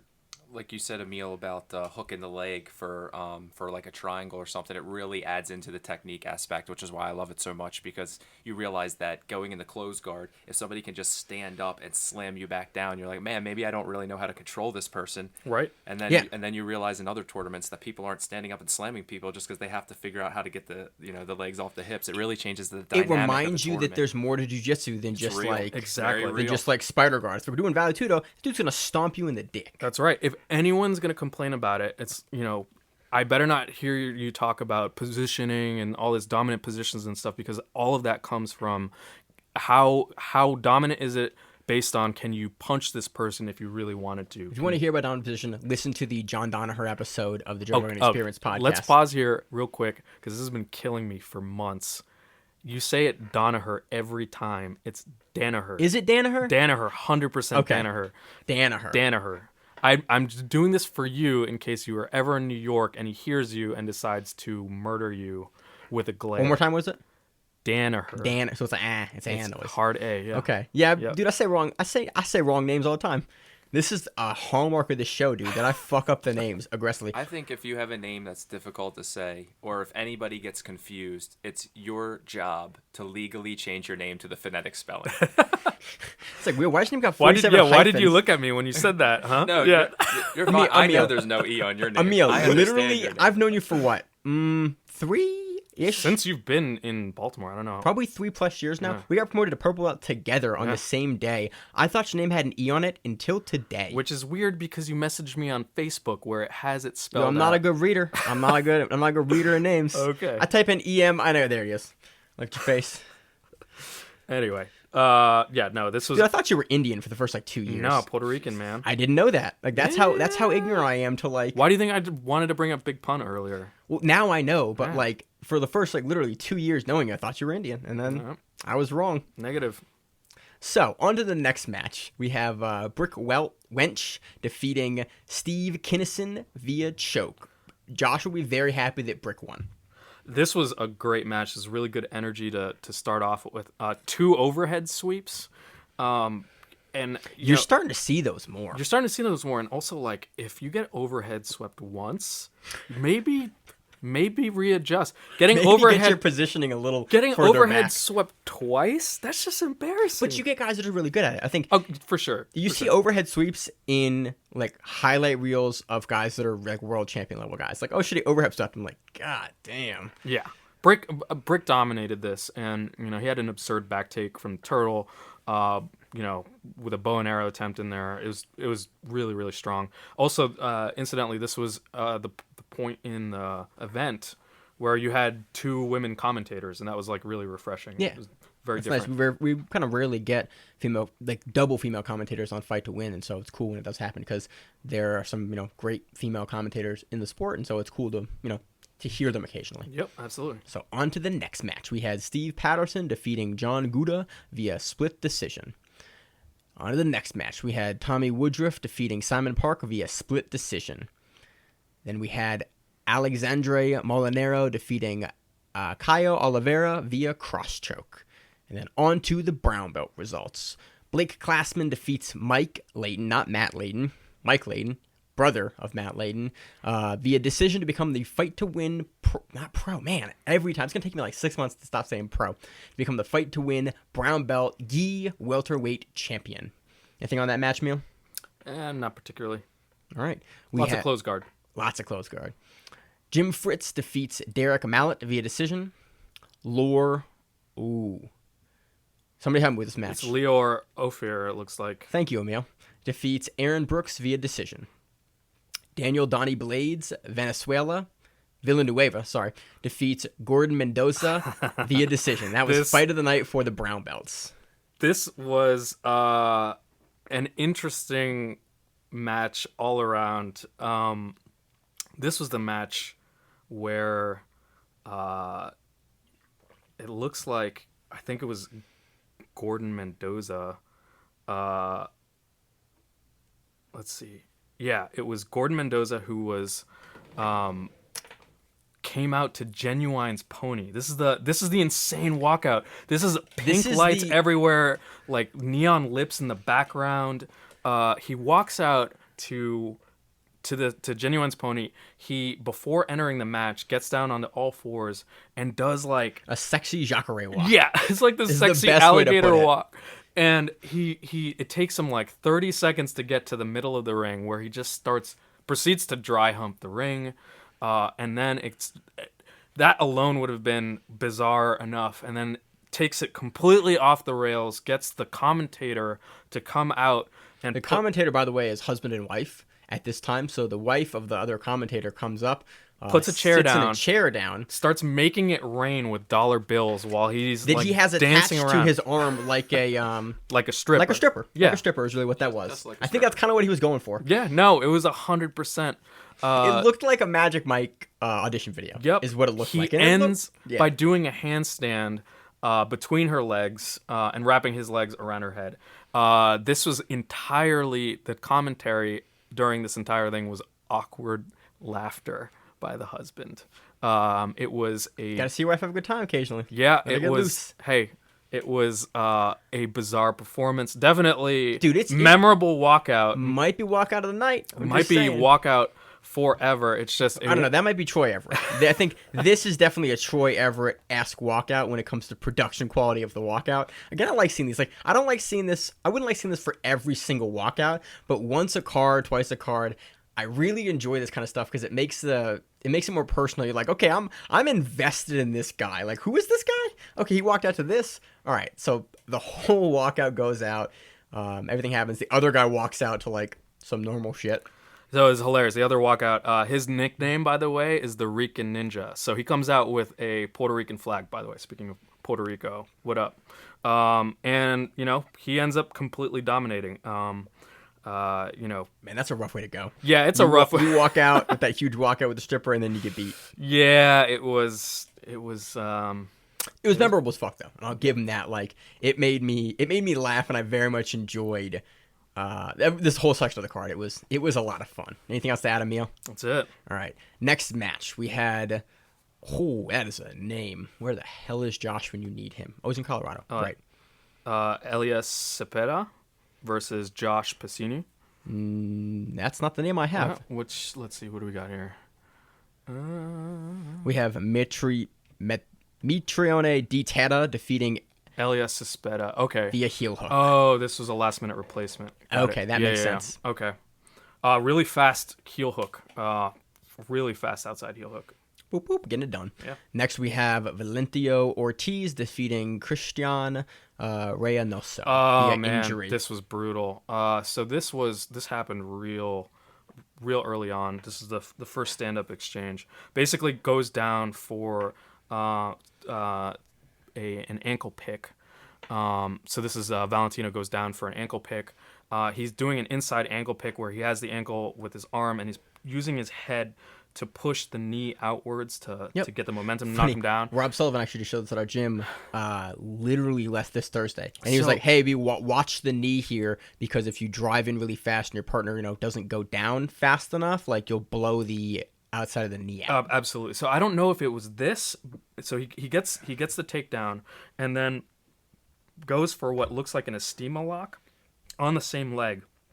And at that point, you see Christian no mas. They yeah, kind of wave it off basically and injury. limps off and It looked like a knee injury to me. I'm not. I watched it like twice and I couldn't figure out exactly where the injury occurred. But with that kind of a takedown, that it's listed as injury. It's not listed as the submission. So I assume it was some point there. Hopes to get fast recovery. Yep. Final match of the brown belts, we have Josep Al defeating Patrick Luna via choke, and that was submission of the night for the brown belts. Yeah, it's good pressure, bow and arrow finish. Nice. On to the kids and teens results. We had Tyler Story defeating Alex Salgras via straight ankle lock. He becomes the fight to win teen lightweight gi championship win. Also, that was submission of the night. We have Apollonia Nuncio. Nuncio. Why aren't you reading the names, man? Okay, versus Mariah Malinowski, triangle fight of the night. You have Paulie the Sandman Westhoff defeating Connor Nagella via decision. You have Durango Valles, the Honey Badger, defeating Jaden Nazareno via decision. I like that Seth will call you whatever you want to be called on the mic. Like, he has said some ridiculous names on the mic, and he's like, that's what he wants to be called? I don't give a shit what he wants to be called. I'll call him that. All right. We got Nolan Vincent defeating Xavier Rodriguez via decision. On to the purple belt results. We have Dustin Kim defeating Tim Martin. Those are two names that you could handle. Only need you to read the ethnic names, Emil. Okay, I was going to imply that, and you decided to very explicitly. Man, I'm serious. Like, I can't. Like, I'm not great with it. Like, Okay. We can pretend that that's not what throws me off, but that totally is what throws me off. Got it. Dustin Kim defeats Tim Martin via decision. Ryan Cannonier defeats Quentin Park via Ezekiel choke, and that was submission of the night for the purple belts. You're gonna can you do this? Do you need help? Nate Pena? Yeah, Pena. Nate Pena defeats Kyle Somier via decision. I can't do this one, Emil. Irvin Aquino defeats Tim Izzo via decision. You don't sound excited about it, man. You gotta be excited when you read names. Like David Heineman defeats Marcos Estrada via decision. Awesome. Paul Du defeats Anthony Zito via footlock. Anthony Zito is actually one of the co-hosts of the Grapplers Union podcast, a really great show out of Chicago that I enjoy. Great, they put out a show almost every week. Have like local area Chicago guys on. They've had Matt Leighton on. They've had they've had the Fight to Win crew on. That's one of my favorite shows by them. They have them on for like an hour and a half, and they Fight to Win just talks about how they do it, how they run it. They put out a great show. I would highly recommend that you guys go give that a listen. If you like our show, you will most likely really enjoy their show. Can't recommend their show enough. Alex Seaver defeats David Garcia via decision. Manny Vasquez defeats Pat. Oh, this is interesting. Gatu Baton via rear naked choke. Vinicus Silva defeats Kevin Mendoza via decision. This was actually a really good match. Vinicius, I believe it is. I Vinicius. can't remember, but they said it a bunch of times, and I kept looking at the name and trying to pronounce it correctly. But this kid was attacking just the whole time, and it's kind of like a dominating match, but it was just one thing after another. But he was just slick from one submission to the other. It was nice to see somebody chasing. I like so the purple much. belts a lot of times because the purple belts like don't give a fuck. They Yeah, understand how big of an absolutely. opportunity it is to get on Fight to Win and Purple showcase belts and your teams, skills. I was gonna say, are the Yeah. two things I love to watch on here because they're just like there's so much like technique and heart. Seth in it. always puts on some great. Again, when you first started watching, I was like, man, kids and teens matches, and then you realize and you kind of listen to Seth talk about the methodology behind how he chooses the kids and teens, and you're like, oh, you're showcasing like future stars in grappling. Like these kids are really, really good, and there's a reason why you've paired them together, and like he's put some real time and effort into these matchups. So it's kids and teens are really, really great to watch. And purple belts, because they understand how big of an opportunity is, you get some fucking great matches. And because purple belts are generally like, I'm a purple belt, shittier at jiu-jitsu, you get some really cool submissions because you get guys that'll occasionally like make a mistake under the pressure, and like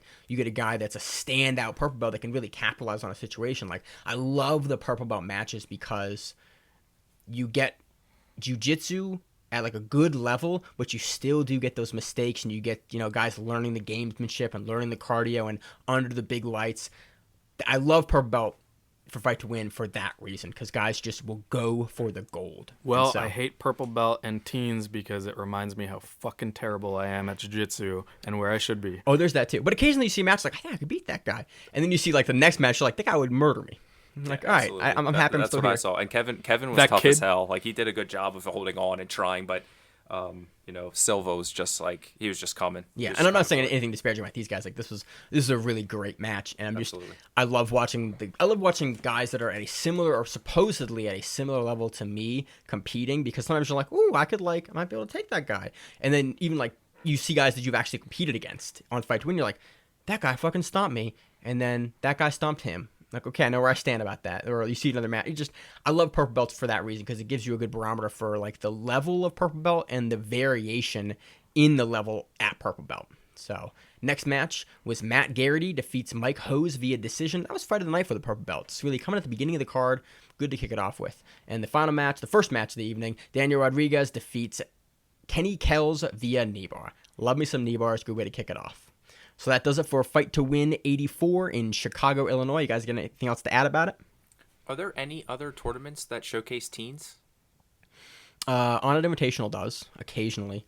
EBI EBI, used yeah. EBI yeah. used to, and You they have, do like- sometimes, but they've had some issues with like Grace Gundrum heel hooking the fuck out of people, Yeah. and they were kind of like, we can't have heel hooks for teens anymore.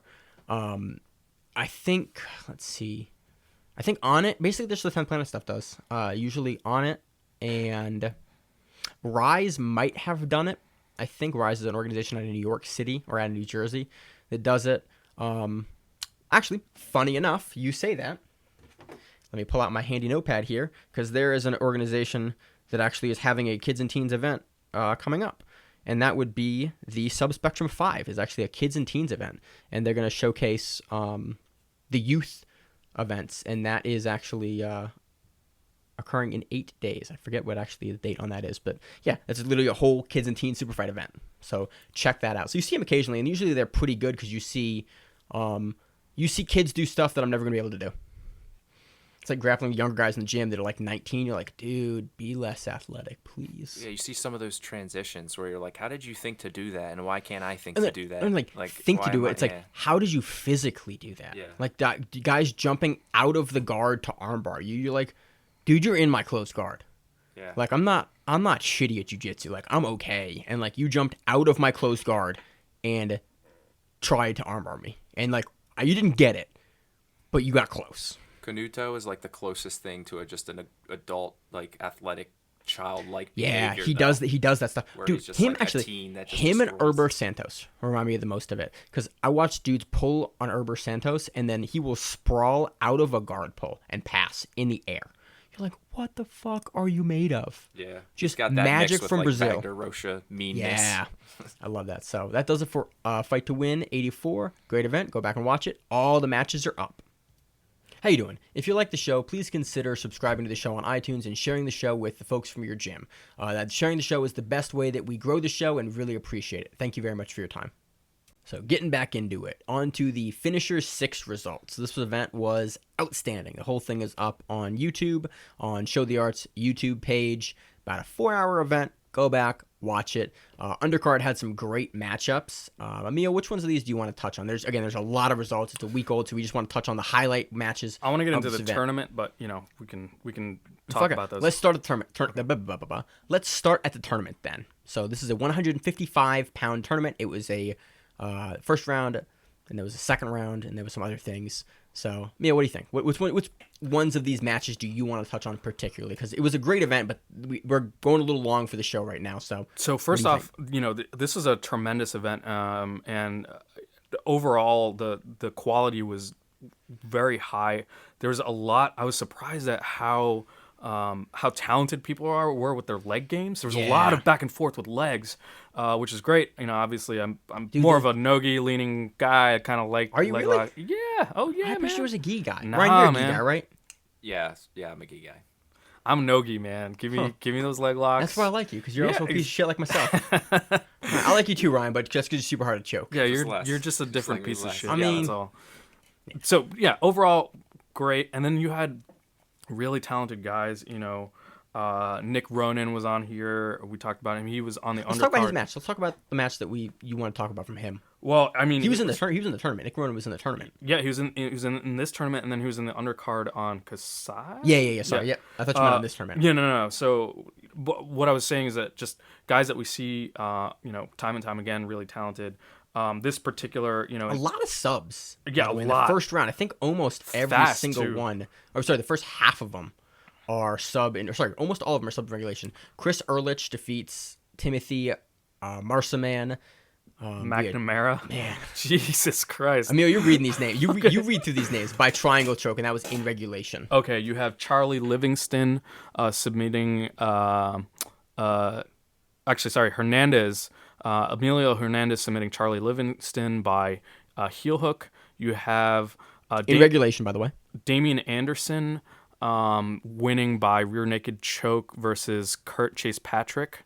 You have Keith Krikorian, who we're going to talk about here in a murking people this whole time. In this case, he won in overtime by rear naked choke versus Daniel Myra.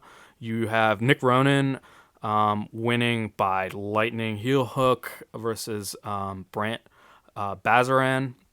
In regulation, you have this is my favorite match actually of this entire series of events. This is the entire event. No, the entire out of Kasai, out of finishers, of all the stuff you watched this week. Fight to win. This match was my favorite. It had great technical stuff, but actually I kind of loved it for the non-technical aspects for too. The meathead aspect of this dude. match. So you have Andrew Koshel versus Rob Best. Andrew Koshel was, they're both very technical. Rob Best was coming in shirtless, like some kind of trailer park Looked John like, Cena, and just also wrestled like it too. He had that ADCC look to him. He had that ADCC mentality as well, dude. He was hulking through this stuff. Andrew Koshel had a beautiful ankle pick, and then just started attacking from the top.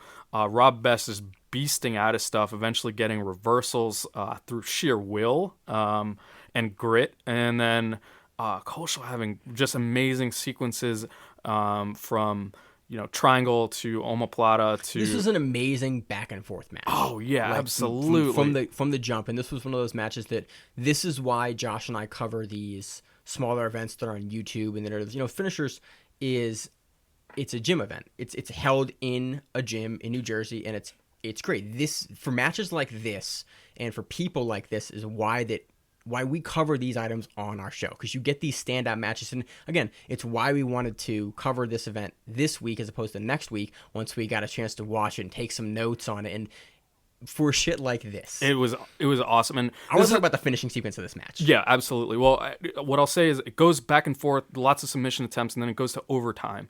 And then in overtime, it's like EDI rules overtime. Basically, you can either pick the spider web or the armbar position, or you can pick the back. And So it starts off with Rob Best taking the back, and it's bizarre. Andrew Koschel was not doing much to get out, and the commentators were talking about this. It he's got all this ride time. He's got all this ride time. Yeah, and it goes 5 minutes, which is the cutoff, and so basically, Rob Best accumulates the highest amount of ride time in a given match, goes back and forth for a little bit, and essentially it gets down to the point where Rob Best has Andrew Koschel, and he submits in overtime. Andrew Koschel has an opportunity to come back, but he has to get a submission in 1 minute and 20 seconds in order to win, and he does a flash armbar. Oh, no, sorry, flash triangle. So, not even the triangle. Again, the submission is cool, but how he sets up the submission here is amazing.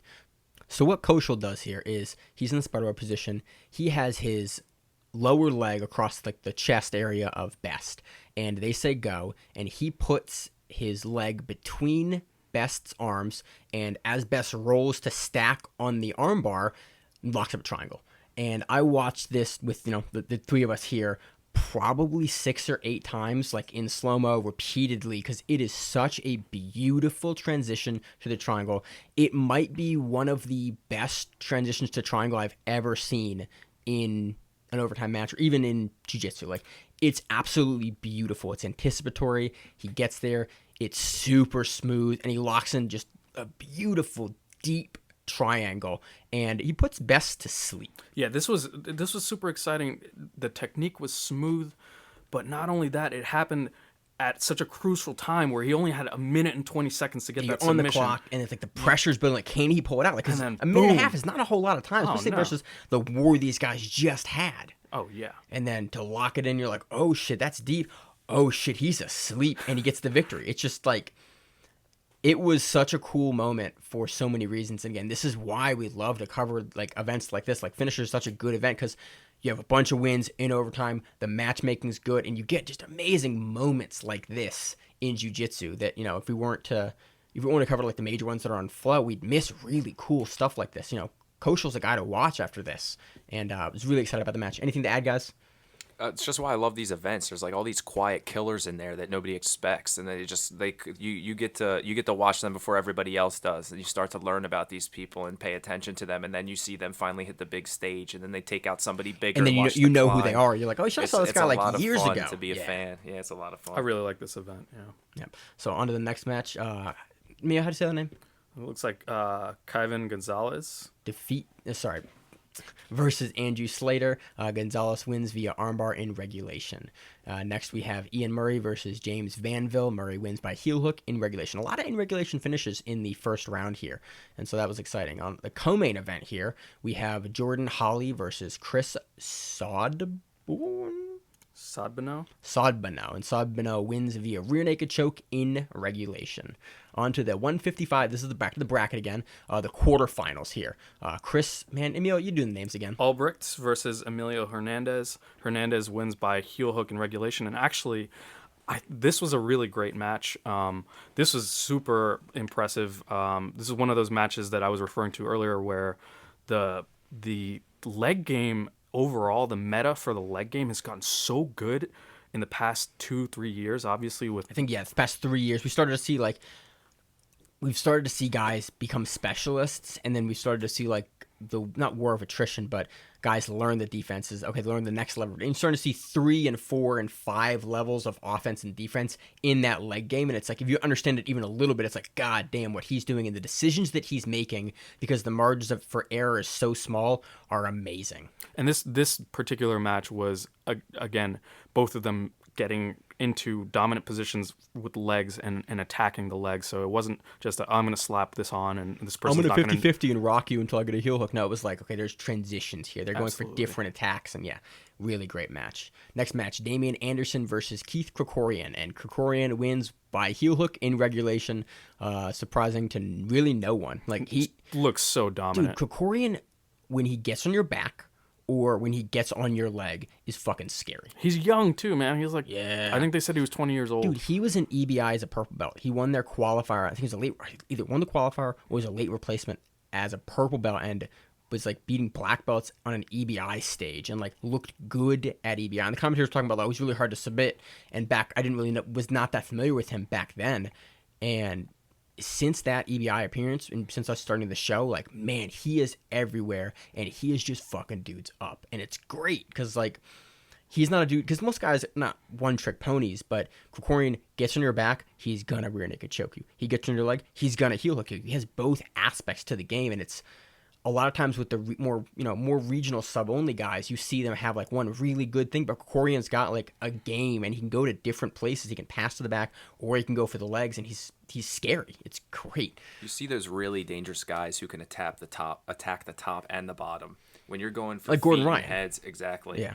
Choking, guillotines, feet, like rear naked chokes if he gets to your back, and he just starts building on there. It gets really scary when you can snag somebody's head or snag their leg, because they're both usually available. Yeah, if one's not available, the other one will be, and it's really cool. I think that's what a hallmark you see of the best guys is they've got a preference, they've got a thing they do really well, but if you're not going to give them that, like we talked about on Kasai, like they can switch gears and they can go for cool. I like feet, but I can go for your neck too. If you give me your neck, you're not gonna give me the feet. Cool, I'll take the neck, and it's really cool to see Krikorian doing that. Next match: Nick Ronan versus Andrew Koschel. Ronan wins via rear naked choke. That was regulation. Super quick match, very very quick. So I don't know if Andrew was exhausted from fighting, that wouldn't all those surprise me. overtimes and stuff like that. So, but yeah. Again, what was the name again? Kevin Gonzalez, I think. Versus Ian Murray. Murray wins by heel hook in regulation. Co-main event, we have Junior Casio versus Ray De Leon. We've seen Ray a bunch of different times on Fight to Win, other stuff. I think his nickname is Stingray, which is fucking dope. That is dope.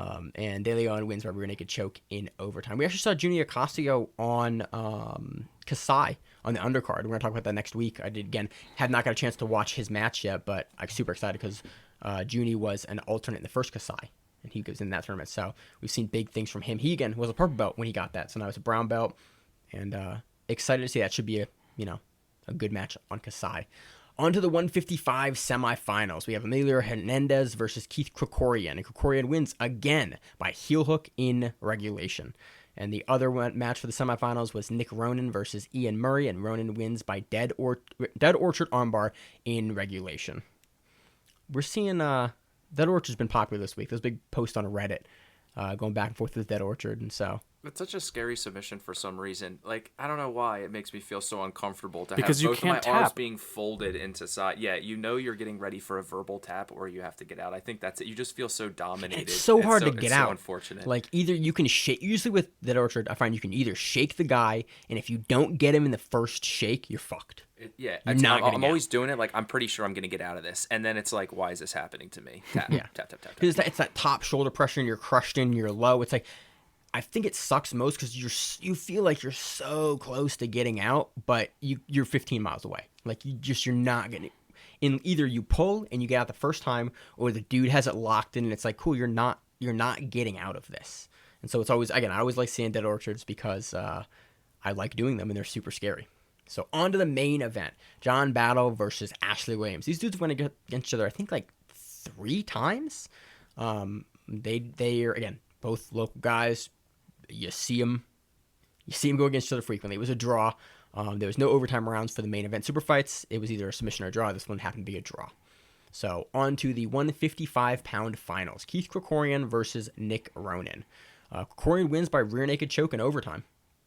Yeah. Not much to say about that. Like, gets the back, gets it done. Nick Ronan is a tremendous competitor, obviously amazing, but in this case, Keith is just that good, Yeah. Just took the win pretty Dude, clearly. he knows those. He knows those overtime rules really well. Scary with them, so it's great. He takes home $2,500, and he's the new 155 finishers only submission champion. That's amazing. Like, I love that they're paying dudes, and dude, $2,500 is no joke to a day's work in quotes there.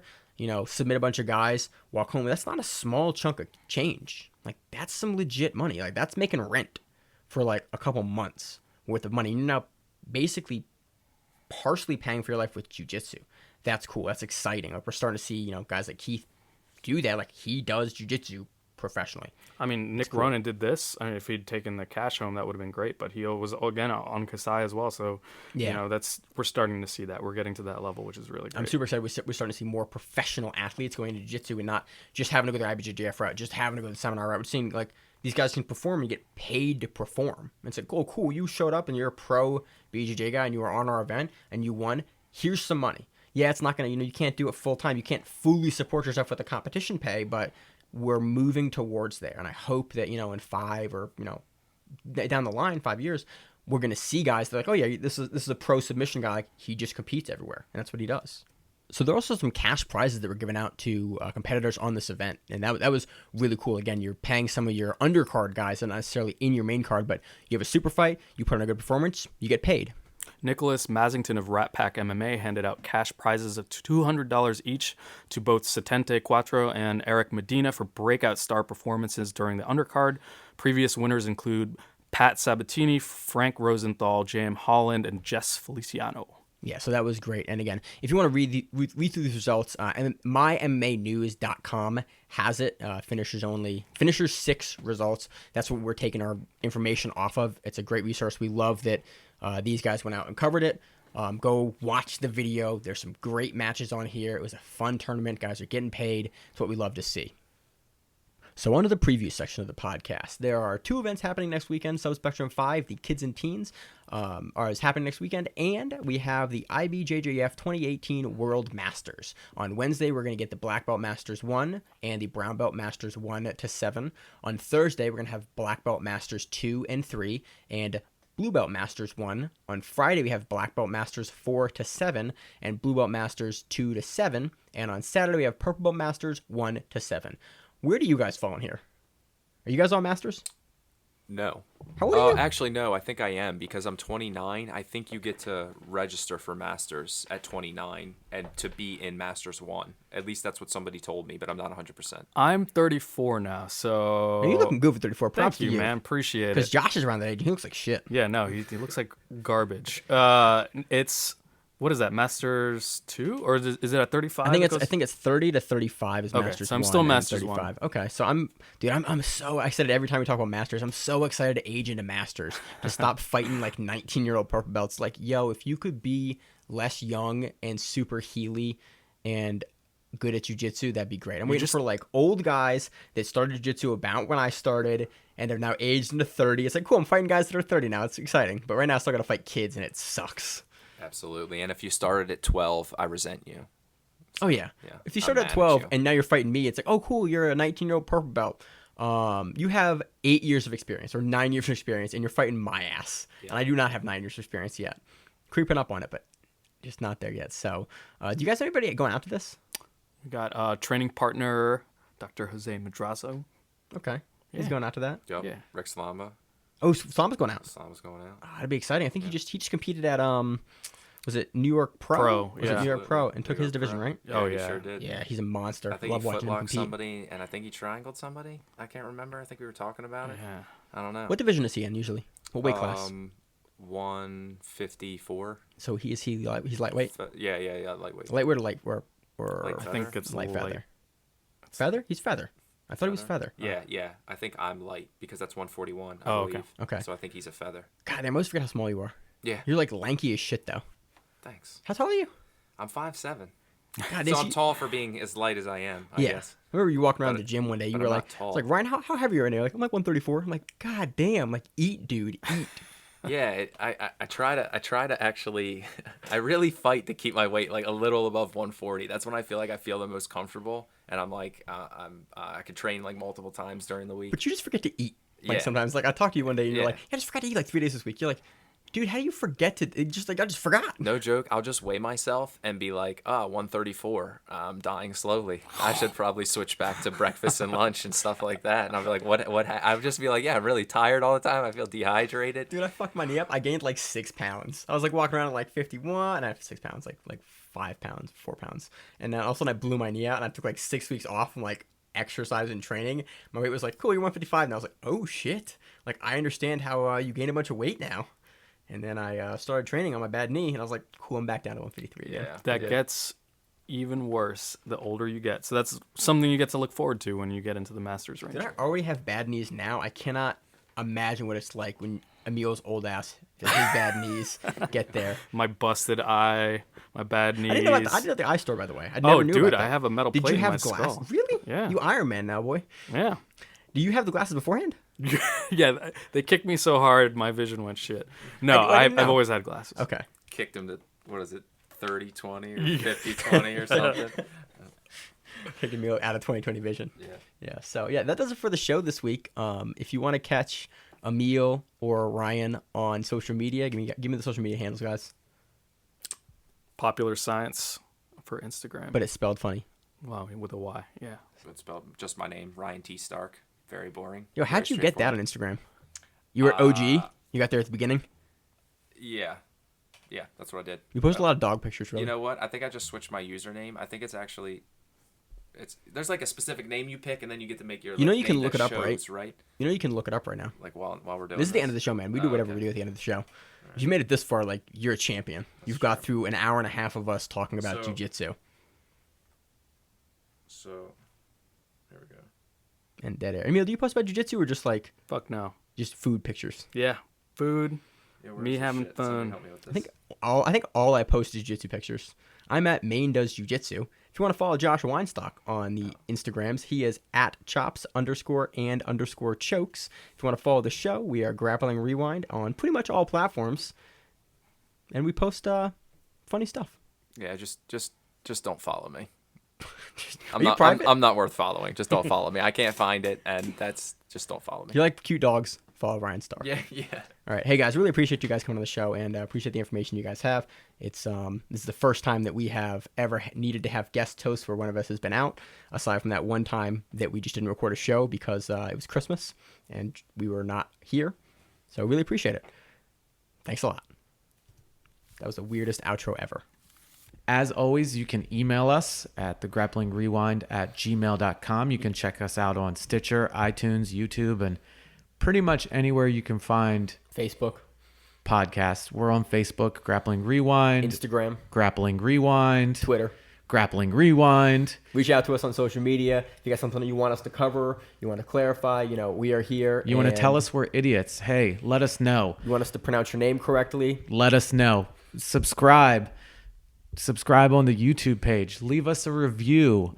Helps us out a lot. It helps us out, and it eventually will help you out. We like to give back. We're doing this as something that isn't done, so help us help you. Again, as always, I'm Josh. I'm Maine. And this is the Grappling Rewind podcast. We'll see you on the mats.